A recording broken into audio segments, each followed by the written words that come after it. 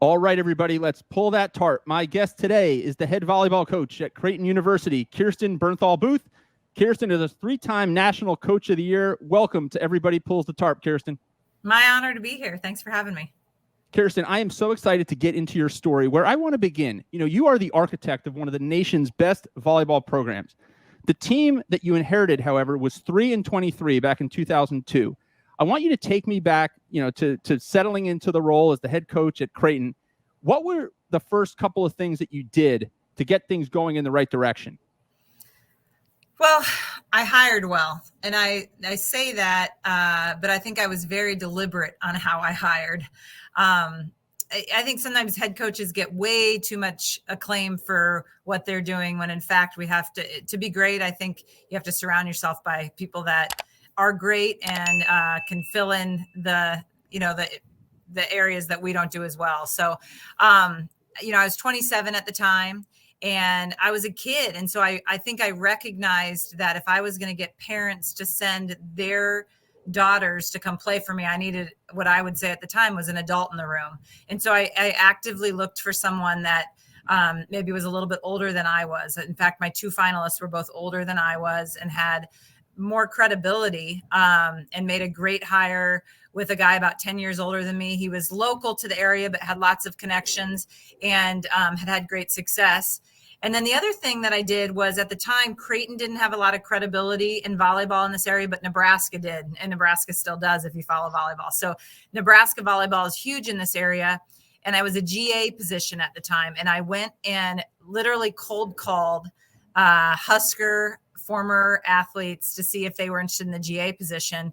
And one of them, and I did some research to make sure that they were good people and things along those lines. But one of them was Angie Oxley at the time. And she had just come off a national championship in 2000. She'd spent a year at the NCAA and she was wrapping that up. And I called her and I knew people that knew her and had said great things. And she was going to actually probably go to Florida as a volunteer and work in their academic advising area, and convinced her. And Angie has been my assistant for now 19 seasons. That is an incredible story. I want to go back first to the first thing you said, Kirsten, and that was about this notion of hiring, some adults in the room. Like you said, you were 27 when you had the opportunity to come to Creighton. That's something that I get a lot of questions about from people all the time. In my career, I have regularly been, for a long time, I was maybe the youngest person in a lot of conference rooms and the youngest person in a lot of meetings. And a lot of times you do get questions I get questions from young professionals and they say, if I don't have as many years of experience as this person, or I don't have as many years of experience as this person, how can I make sure that I'm heard? How can I add value? What's your advice to young people based upon your experiences? In my experience, so I took over a junior college program when I was 23 as a head coach. My path is pretty different. I've never been an assistant for the most part, maybe like at the high school level when I was in grad school, but I've always been a head coach. And at that point in my career, I was far less chummy, I guess I would say, with my athletes than I am now. Now, my athletes would not say I'm chummy with my athletes now, but I ask a lot more about their personal life now because I think those lines happen. I'm now very close to 50, unfortunately. And, I'm a mother and I have, they don't want to hang out with me. So now I have to really work hard to relationship build. When I was 23, I didn't, what's the natural thing for college students to talk about with another 23-year-old?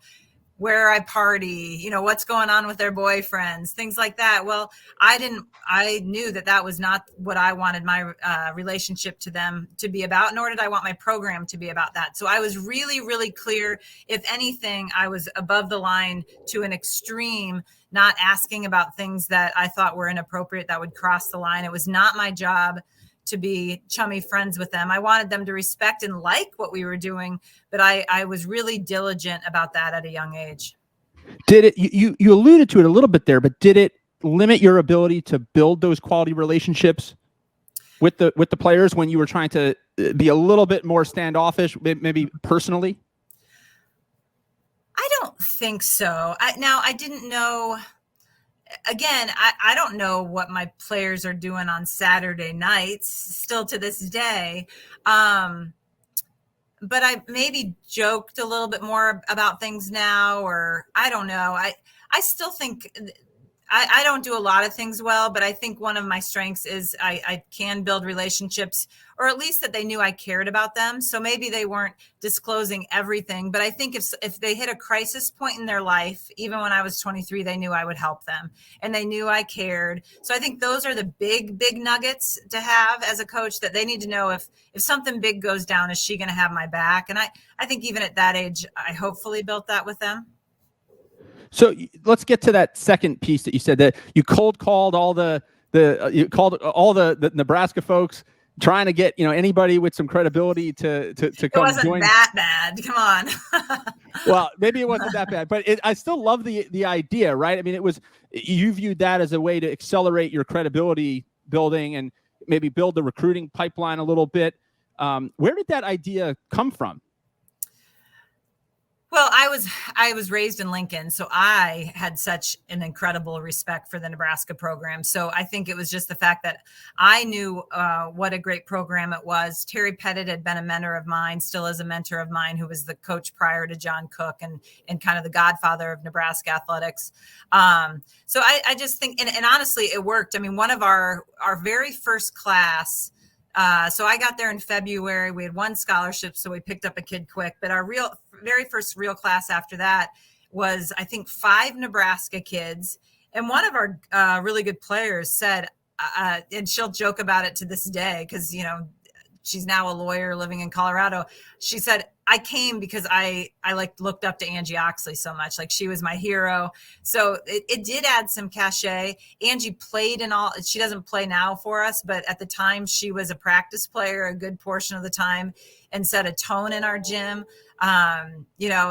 It was, I don't know if I knew what a good move it would be at the time, but it really did pay dividends for our program. You talked about in your kind of hunt for assistant coaches and folks that could complement your skill sets and your strengths. Did you kind of self-identify what your strengths were? Did other people say, hey, Kirsten, this is where we think your strengths are, and this is where we think you need to round out the staff? How do you go through that process? Yeah, I think that's a big thing. And when I talk to new head coaches, I think I can't say that enough, because I think our natural tendency when you get a head coaching job is you're like, holy cow, I get to hire a person or 2 people. I'm going to hire my friends. How fun is this going to be? Right. And I see that a lot. And people hire people like themselves. So I do think that I did look at myself and say, where are my deficiency? My deficiency is I was really, really ripe. I was an adequate trainer, but not a great trainer. I felt like I needed training. I needed some of that seniority, if you will, within our staff. So, but I think that evolves too. Now, I need youth on my staff, right? Because now I'm old and maybe I've developed in some areas, but I know I'm still not as strong in some areas. So I think one of the things to be great at anything, and this is any field, is the ability to 2 things. A, reflect on yourself and say, okay, I do this well, and maybe I don't do this as well. And then B, being willing to listen to other people who can give you an honest evaluation of yourself and be open to that. And no one wants to hear you're not great at something, right? But I think to continue to move forward, we have to be open to hearing those things. Has there been something in your career, a piece of feedback that someone's given you that struck you maybe differently than other feedback, where you said, this one really hurts? Oh, this one really hurts. Okay. One that hurt was I had a player that lost a starting spot, and she went to the bench. She was a senior, and a kid that I had loved, and I think she had loved the program and had really, liked the coaching staff. And she was angry. It was very, very personal to her. And that's something that I try to be more proactive as an older coach of, let's not make this personal, right? Even though it's hard not to make it personal when you don't get the spot. So it became very personal. And one of her teammates was a leader on the team, and I was kind of consulting her. And the teammate was like, she hates you. She's not going to get over it. And so I chose the path of just kind of least resistance, and just kind of went on about my business and let her be, and didn't, I'd say hi to her and that was about it. Tried to coach her, but she her body language was, I hate you, coach. And I let it be. And it was uncomfortable all year. And we get to the postseason meetings and she said, you gave up on me. You didn't talk to me anymore. You seem like you didn't care. And I will never make that mistake again. So if a player is mad at me personally, I will not stop communicating and trying to show that I care, because I think in the long term, maybe they'll reflect and say, okay, now I get it. They might be 40 before they realize it. But the fact that I abandoned her is unforgivable. And that one stung pretty hard. Kirsten, you have had an unprecedented run of consistent success in the program. I mean, 7 straight Big East regular season titles. What has enabled your consistency? I get asked that, and I think our consistency is because our staff is consistent in what we do. I don't think we do anything that is like overly remarkable. I think we work hard every day. You will not see myself or my assistants take a day off and just sit and chat all day. Now, if we're chatting about important things, absolutely. But we're not going to show up to practice any day ever without a practice plan put together. We aren't going to do a recruit visit that's not put together. We're not going to ever go into a match unprepared. So it's the fact that you're trying to do the right things all the time. So that means, you have a good recruiting year that should catapult you to have a better recruiting year the next year and work harder at what you're doing. So I think some of the consistency is just that we try to do the same, work hard all the time. We've been lucky. We've got a lot of remarkable players. So once you have good culture, you have to continue to cultivate it. It can change any day of the week. But, understanding that those players are teaching younger players, of what Creighton Volleyball is and how we train and how, the mentality on the court. So, we're trying to build off what we do, but I do think you can get comfortable. And it's a goal of ours to not get comfortable with what we're doing. You mentioned planning and preparing for practice. You have a practice plan. Talk about that for a minute. I mean, people, see a team practice at an elite level. Maybe from afar, they just think you're going through the motions. I mean, what goes into planning a practice? Well, I think it's one of the most critical things you do, because if we have a bad practice, the first thing I do is usually blame myself and say, okay, what did I not set up to make it be successful? Now, with that said, I also use our assistants. If you come into our gym, you're hearing multiple voices. It's not a gym that I'm the only voice. So we've got lots of different voices, but if we've got a player out, that's going to affect things. So we try to make sure, that if we're spending 2 hours in the gym or however long we're spending in the gym, that it is useful, productive time for everything that we're doing. So if something's going on this court and that player's not involved, she's on another court, maybe she's just doing blocking footwork, or maybe she's working against a wall, but we want to make sure, each minute is used usefully. And I think that takes a lot of planning. And that's why if, my athletic trainer knows that if we have a player that's going to be out, the earlier we can know that information, if it's sickness or injury or, players maybe are late for class and that'll disrupt things. I'm not good at adjusting on the fly. My assistant, Angie, I'm like, panic. And she's much better at adjusting. But, I think, that I spend a lot of time laying out practice, and then we review it as a staff and make adjustments to make sure that we're getting the best out of the time that we're on the court. Can you feel it when there's like a great practice versus a good practice? Yes. A lot of times when we don't have a great practice, I tie it, this is what I'll say. I'm always amazed how if a player is in a bad place mentally, and especially if it's an influential player, not even just a star player, but just, someone that carries a lot of cachet on the team, how it can affect the tenor of practice. So, we work really hard to not let that happen. So it could be a bad drill. There's different factors that can change a practice. But I do think usually if it's a bad practice, it's something mental going on. If it be, a player that's struggling, maybe they've been in a drill and they haven't been, they're struggling to get out of it and they're not handling it well. So we try to address, when I was a younger coach, I didn't understand that. And I didn't understand how to handle a kid that's going in the tank. I might just let it happen. And Now I'm much more proactive of, hey, let's talk about this. This isn't the way that we can react, because if you react in game 2 like that in a match and can't dig yourself out, we're not going to be able to win a match, right? So we need to prepare them, to be more mentally resilient. Part of one of the many things I think is interesting about your program, Kirsten, is the way the community has rallied around Creighton Volleyball. So you guys, moved into a new building, I think back in 2009. And since then, you've set attendance records. You've turned out hundreds of thousands of people to the Creighton Volleyball games. I would imagine that building that community has been an important part of selling Creighton Volleyball from a recruiting perspective and creating energy in the program. How did you go about building that community support for the program?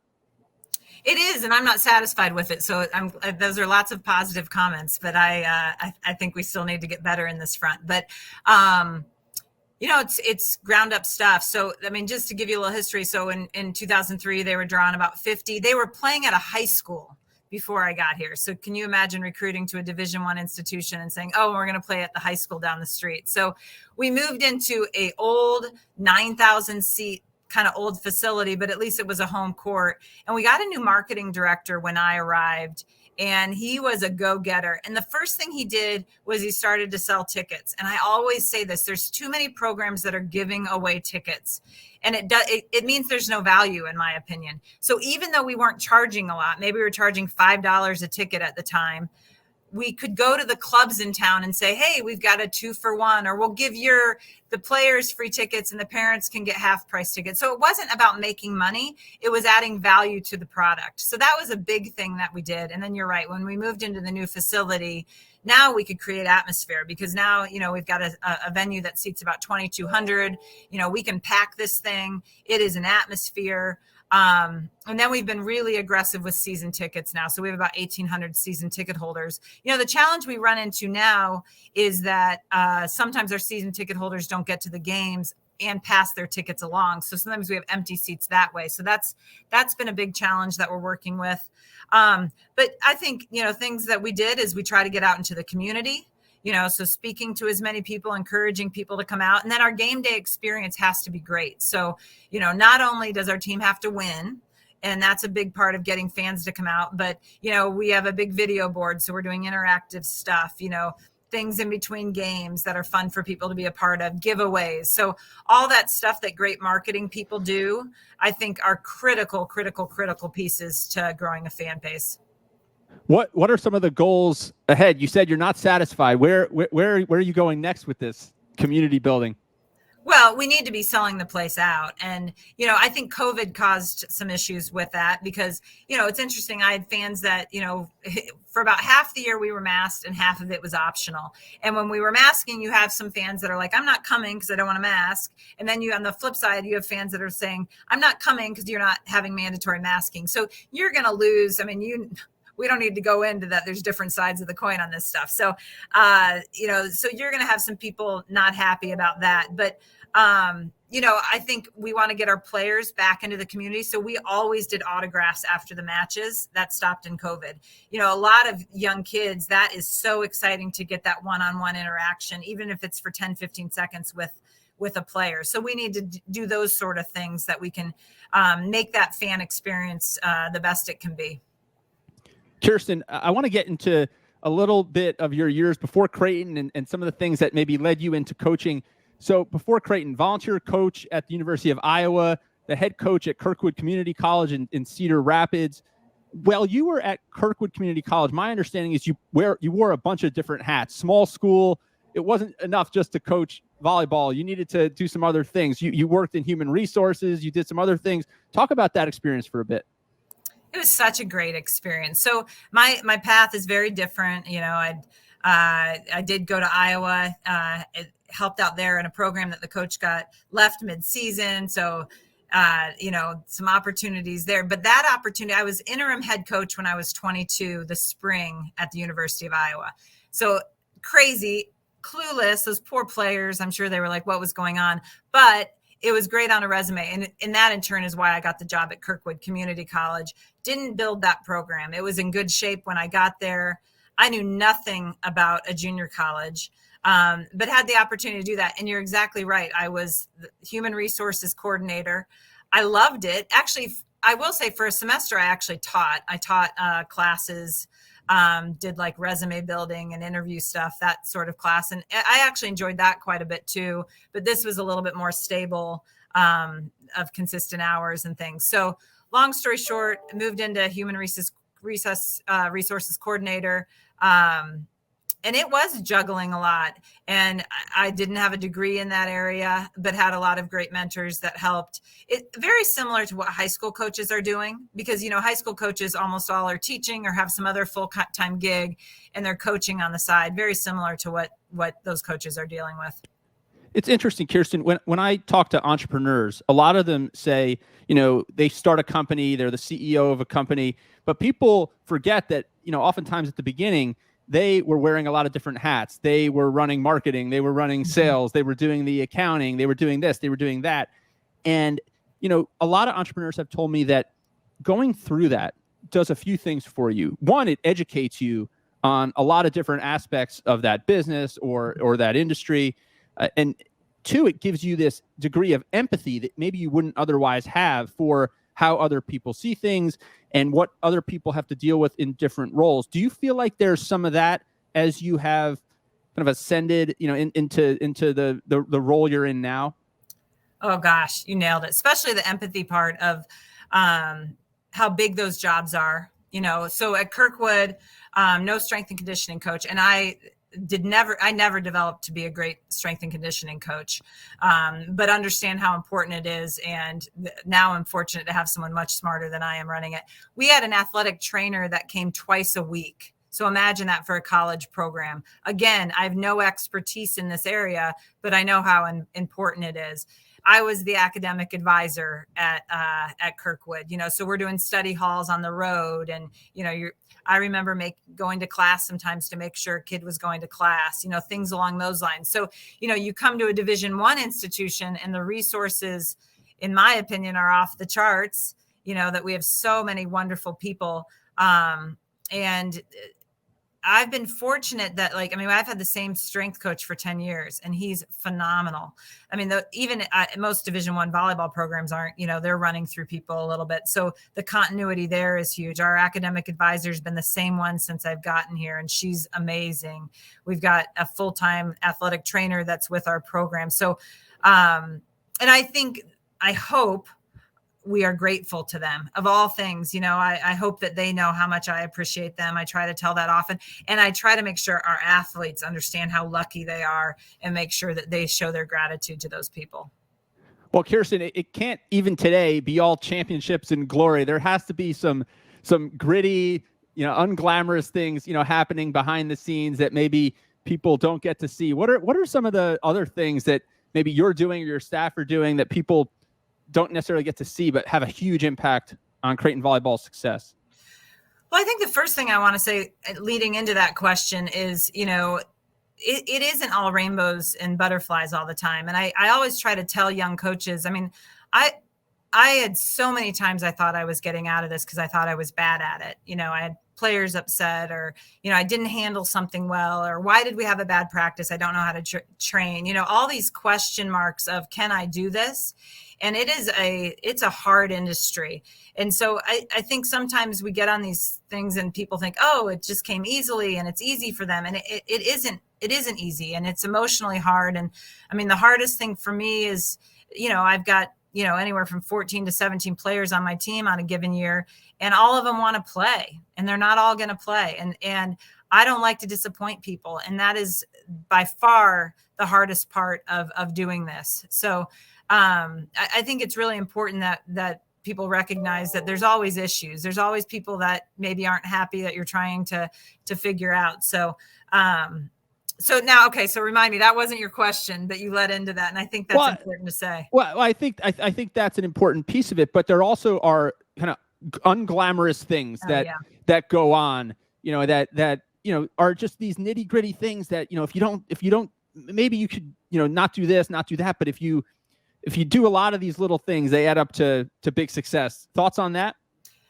Yeah, there's just so many big things that can't be dropped, right? So, or maybe, excuse me, so many little things that can't be dropped. So like our itinerary has to be put together very, very well. You can't have a shuttle driver not show up. You can't forget a kid's birthday on social media. I'm trying to think of other things, like you got to make sure that the little things are done. We had marketing for a while do social media birthday posts, and they forgot a couple, and I said, done, like we're doing them, because we cannot forget that type of things, because it hurts kids' feelings, and people will talk about like that you don't care about me. So you like on my practice plan. So if we've got a kid, I'm on the birthday front right now, but we always sing to athletes on their birthday at practice. Well, that is the type of thing I would forget. So I always write it at the top of my practice plan so we don't forget. And I was actually just talking to a coach that got written up because they forgot to tell a kid happy birthday. And it's not because you don't care. You just got a lot of things going on. So just being really diligent about the little things, writing yourself notes, not forgetting things. The other thing that we do as a staff is we try to remind each other. So we all have it on calendars of different things. Maybe it's a surgery. I had a player that had surgery last week. I don't just remember that. We all circulate that amongst our staff. So all of us are making sure we're making that touch point with our student athletes to let them, we do care, but there's a lot of people to manage. And so even if you care a lot, you forget things. So you got to have people helping so those things don't get dropped. I'm curious, when did you realize that you wanted to be a coach? Was this something from childhood that you always wanted to do? No, I didn't know what I wanted to do. I got out of undergrad, wasn't sure. I'd spent a semester at the Department of Higher Education in Missouri doing an internship. I moved away for a spring semester my junior year and thought I wanted to be on the academic side. So like a dean or a president or, something on the academic side at a college level. So my master's is actually in higher education administration. And then I did the volunteer thing on the side and liked coaching and just kind of landed in it. And I think now I'm finally to the point I'm like, okay, I want to be a coach. But I think 10 years ago, I still was like, do I want to coach? I don't know. So, and I always say, like, people say, how long do you want to coach? And I always say, until I don't like it or the athletes don't like me, which maybe there's many that don't anyway, but till I know that they want me out, then I'll go, do something else. That's incredible. You're at this at Creighton 19 years, I think. And you mentioned, 10 years ago, you were still trying to figure out if you wanted to be a coach. It's a great lesson to anybody. You've had such a great run of success, Kirsten. You mentioned mentors a little bit before. Is there, somebody that you credit most with your success? I think this is a really big thing. And I actually tweeted about this recently. So when I got hired at Creighton, Terry Pettit, again, started Nebraska volleyball. He was the coach prior to John Cook, and he was hired by our AD to help him with the search. So Terry was one of the names, recommended me among some other names. And when I got hired, Bruce Rasmussen, my AD, I had the same AD. He just retired in August for my entire career. Best AD in the country. Incredible. I can't tell you how. So he was definitely a mentor, but he paid Terry Pettit to mentor me for the first couple of years. Now, Terry Pettit still mentors me, but I think I'm this young coach. I'm not ready for this gig. And Creighton invested money to help me navigate and learn. And everyone says, go get a mentor. And I totally agree. Go get a mentor. But what paying someone did was have someone truly invested in the program. We talked regularly. He watched film. He actually, early in my days, came in and watched me coach some so that he could give me feedback.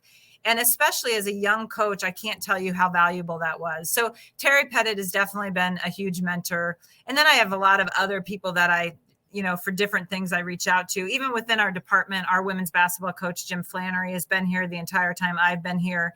And we office, he's right through that wall in front of me. And he's been, when I'm struggling, he's the one that I often go to. And, just a really great man. And I've learned a lot from him too. A lot among many, many others for sure. How cool is that? The concept that Creighton, obviously making an investment in you, continues to make that investment by bringing on by paying someone to mentor you early on. They saw your potential, but they also recognized that they needed to invest to help you reach that potential. That is really, really neat. Really cool. And you don't hear of it happening. I think you hear it in the business world, like CEO coaches, but I've yet to meet anyone. Well, that's not true. I have met a couple, but very few. Especially, I think it's a lot of times initiated by the coach, but this being initiated by our athletic director to get me a mentor, I just think is really special. Yeah, even in the business world, it doesn't happen as much as it should. Sure. But you see some executive coaches, but that's something that we'll have to come back to in a part 2 one day. That's Kirsten right. Bernthal Booth, this has been so much fun. There's no question you are pulling the tarp out at Creighton. Thank you for spending some time with me this week, and we'll talk again soon. Thanks so much for having me.